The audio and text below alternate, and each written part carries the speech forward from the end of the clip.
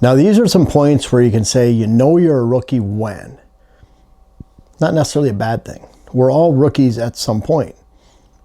So I'm not making fun of you by any means if you are just starting to hunt, if you're just out. But if you're falling for some of these for decades, or you're brand new, then I come out with a lot of these points and top 10 hunting mistakes, whatever it might be, to really help you along. Because we all went through these periods with each one of these, and most of them anyways, and we had to go through years to realize, hey, this isn't what we should be doing. This doesn't work, and I'm here to help speed you along a few years. So that's the purpose of this. I don't want you to take it negatively. I just really want to help. And these videos aren't helping, then what good are they? The first one, hanging a trail camera on a fresh scrape. One of the best ways to kill a deer movement is find fresh scrape, put a trail camera on it. Think about it from a mature buck's point of view. He knows his surroundings. He does not like square shapes, square boxes. And so many times we have a trail camera that's not much bigger than this phone right here. And this phone all of a sudden is placed into a location that's sticking out from the tree a little bit in the square shape, and you'll get a buck coming in staring at it and then backing up if you have video, and he never returns to that location again. That's part of it. For one, it's really hard to hide around a mock scrape in the perfect location.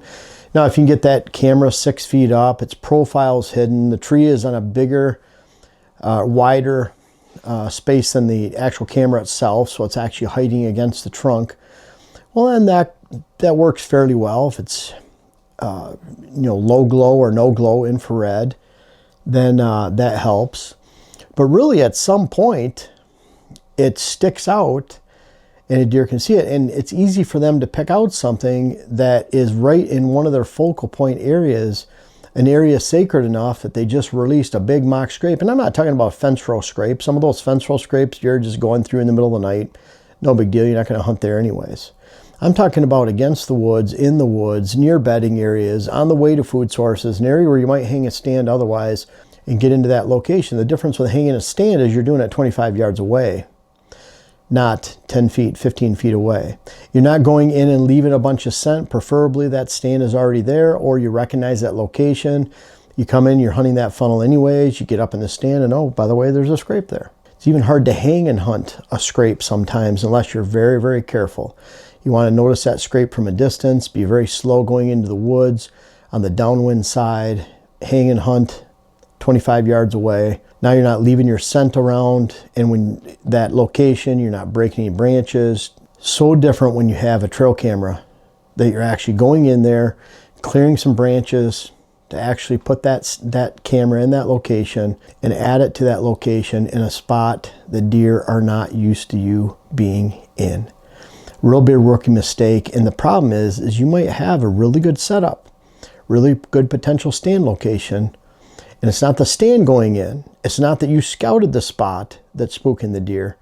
It's hanging that trail camera, and it can really hurt you. Instead, focus on hanging that trail camera on really nice funnels, on existing mock scrapes where you're just putting a camera off to the side. It's a predetermined location. You already have the spot cleared out. You can sneak in from the backside of the tree, hang the camera. Maybe there's brush in front where you never have to walk around the scrape. But adding that scent there, adding the shape of the camera in an area where you have to saturate the location with your presence is a great way to ruin a hunt before it even begins. Noisy hang and hunts. It's a big one.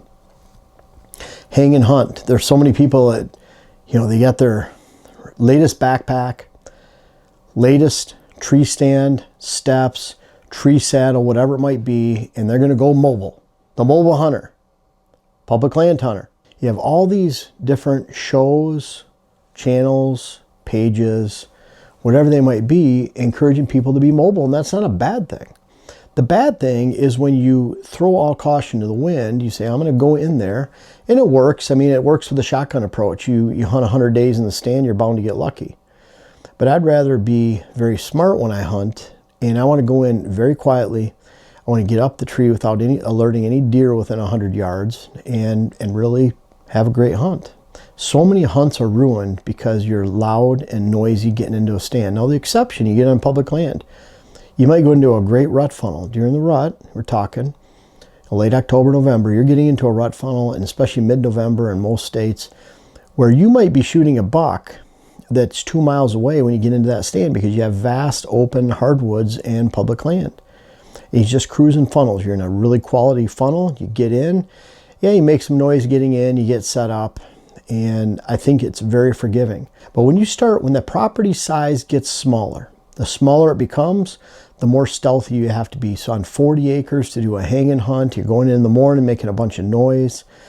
You might be spooking deer on the next 40, let alone your own 40. So be very careful with hanging hunts. Stealth is critical. Moving in position is critical. Always hunt as if the deer had guns. You have to do that. How would you hunt differently if they could fire back? How sneaky would you be? How would you get into place? Now, granted, I know a lot of you wouldn't hunt, but the point is, how can you get in and out as stealthy as possible without spooking anything? And that's how you should hunt. Forgetting about the wind. It doesn't matter what product to use, what kind of contraption you use. You can't go into a situation and just think, the wind's bad, it's blowing towards the deer, I'm gonna hunt anyways. This is my only stand site. Find a different location. You're better off hunting on the ground next to a trunk, throwing a couple pieces of brush in front of you, maybe cutting off a bush and just putting it right in front of you, laying it on its side. Give yourself a little bit of cover. You're better off doing that with the wind in your favor than you are in a predetermined great stand location that features a poor wind that day that will mess up your hunt. Because if you mess up that hunt, it'll mess up hunts for weeks to come. And you can't afford to do that again. It's better off sitting in a different direction on the ground and having your wind taken care of than it is just forgetting about the wind. You can never forget about the wind. You can't believe that terminology. You have to go in, you have to be smart, you have to play the wind, can't forget about it. And that's probably one of the number one signs of a rookie mistake.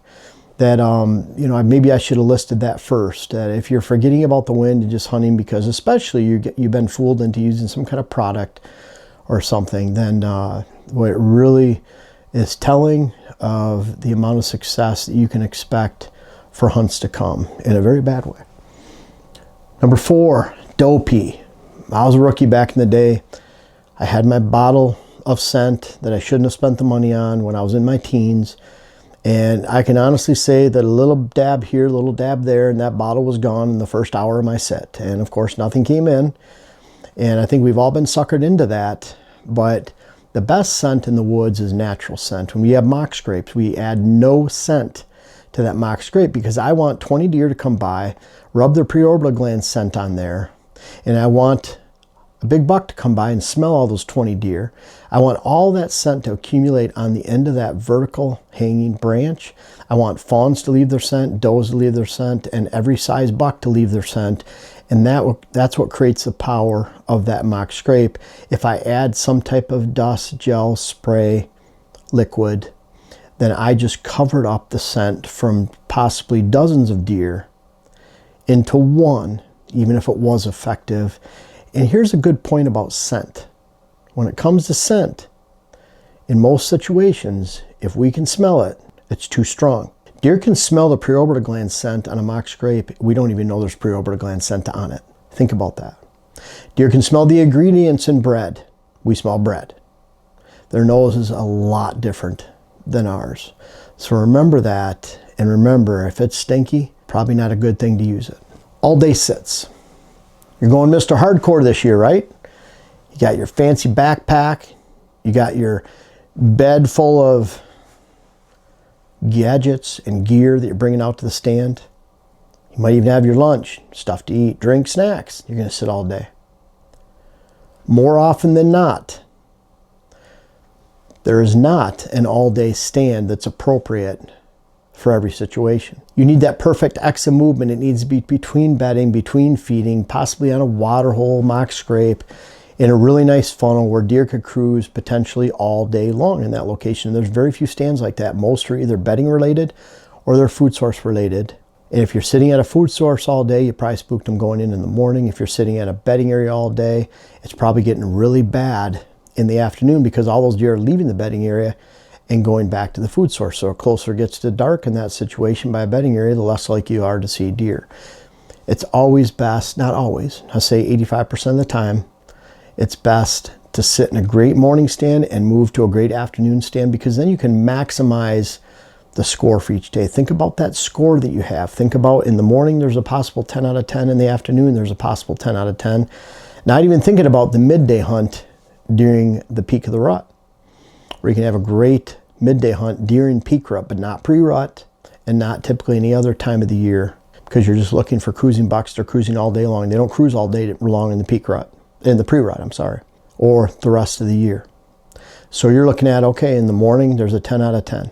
It's a great bedding area stand. In the afternoon, that stand is a 0 or a 1 or a 2 out of 10, because deer are leaving that location and they're going to food. So it's always better to flip to a food source related movement in the afternoon, hunt that morning stand, and that'll put you on deer. And think about that score. Instead of a 12 out of 20 for the day, you get a 18 out of 20, 17 out of 20. You're just playing the odds every time you go in the woods. You're playing poker. You're going in with a stacked deck because you've predetermined the best time of the day to hunt each stand location. And that's upper level hunting, but it's a mistake that you can avoid as a rookie.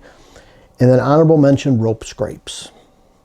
After seeing tens of thousands of scrapes in the woods, mock scrapes in the woods, I've learned long ago, you gotta remember, I've been looking at client properties and designing client properties and scouting property for clients. This is my 20th season, 1,600 parcels in 26 states and counting. And the point is that watching all these and going to all these properties, I've seen 500 mock scrapes on one parcel, and barely a mock scrape was being used. They were all rope scrapes.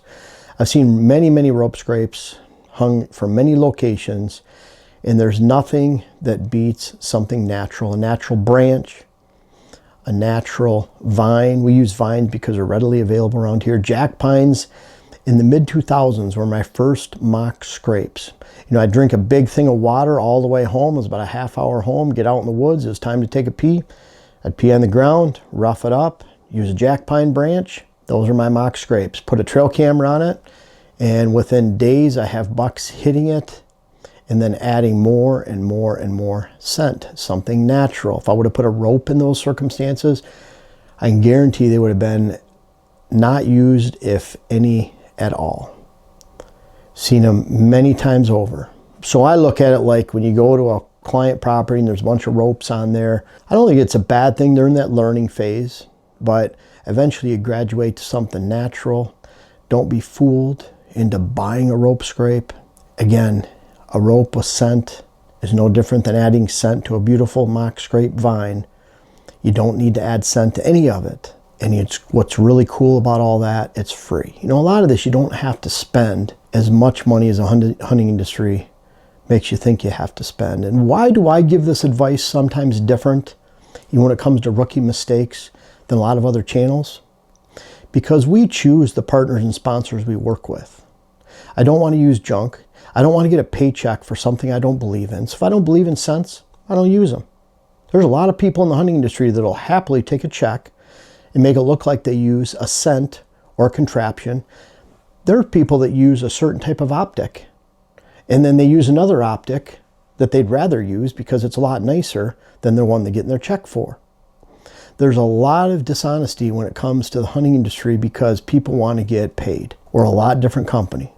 We have our seed company, we go to clients, we have our YouTube, we have our books, web classes. We have lots of other ways that we have income coming in, so we don't need to sell our soul to the devil and take product for money that we don't believe in. And that's why this channel is a little bit different, and that's why the advice is something different. It's not that we're trying to come up with the opposite of what other channels say. It's just simply that we're not bought. Thank you guys so much for watching the video. You're our best followers. You followed all the way to the end of the video. Really invite you to check out our website. We have our earthway spreaders for sale. Great Christmas presents. We're booking clients right now, all 5 of us. So by the end of December, it seems early, but by the end of December, our schedule will be booked for 2025. It's hard to believe. I'm already booked for December and most of January, February. We have our web classes, the rut web class, how to design your whitetail property, and really important, hunting hills and thermals, understanding the wind. Those are great products on our site, all the books. thank you so much for watching all the videos, buying the seed that you did this year. Really appreciate you.